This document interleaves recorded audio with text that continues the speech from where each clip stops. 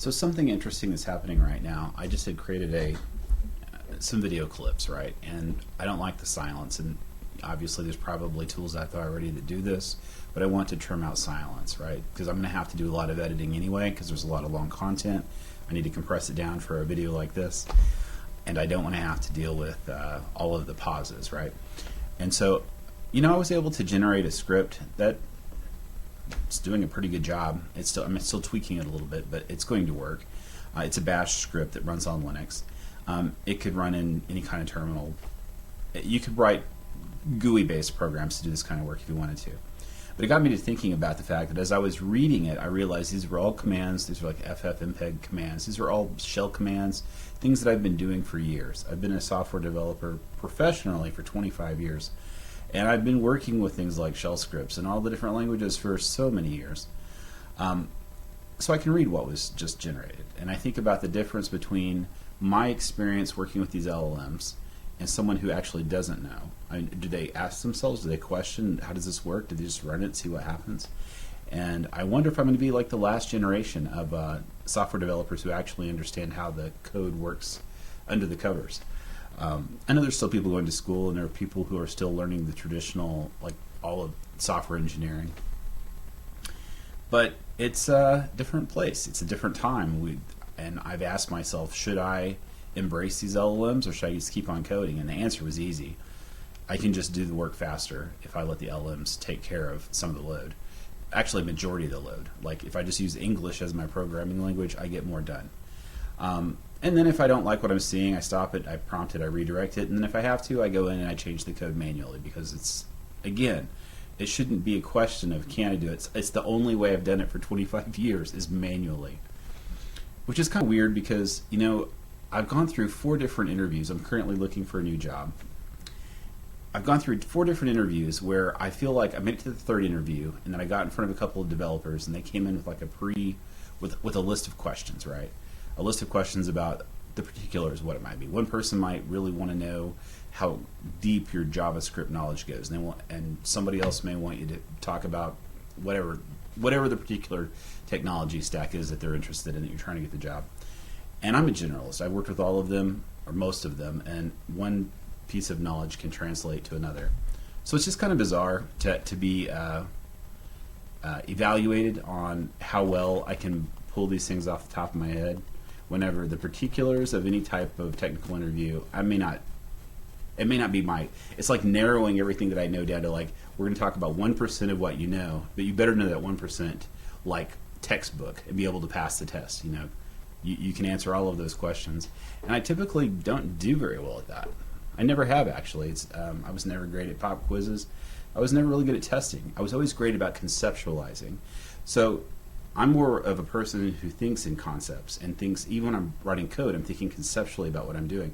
Now, as for the 25 years, I have to get into the details whenever I'm building the code. I have to understand the syntax and the weird little things. I have to read up on the latest changes with whatever the framework is and understand when you go from this version to that version that we have these tweaks and these parts are backwards incompatible.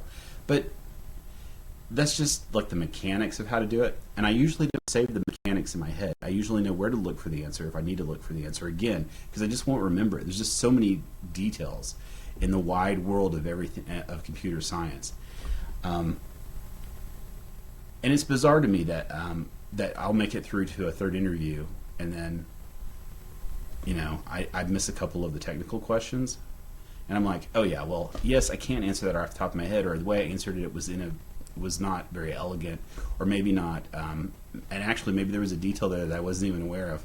Fine, I just said, I'm sorry, I don't ever use that function. You can use a subset of all of computer science functionality of every language without actually going out and using like the least common 10%, let's say. You just don't do it.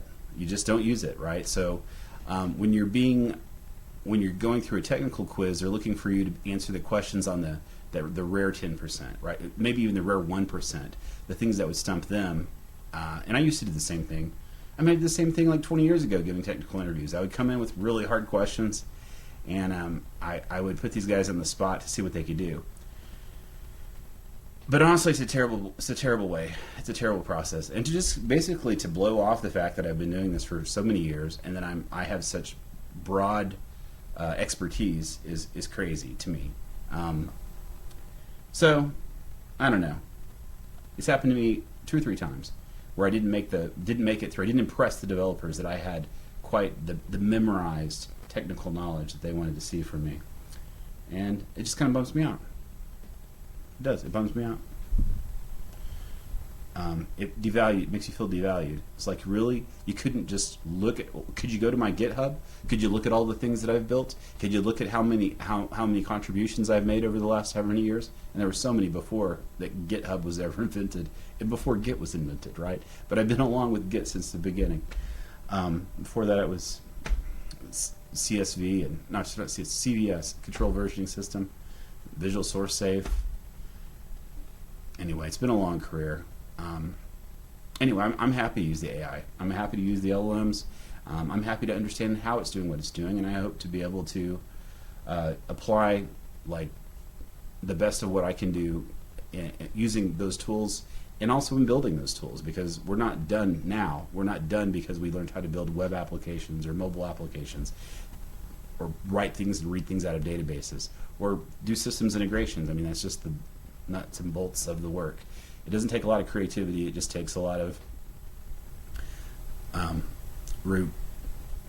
following instructions, understanding syntax. And honestly, the syntax, if your value is that you understand syntax, you may still have the upper hand right now, but pretty soon you're going to be out of a job. You better be creative. I think you're going to have to be creative, and I think you're going to have to be prepared to go it alone and find new ways without traditional employment. That's what I think it's going to have to be. Anyway, this is getting long. Something to think about.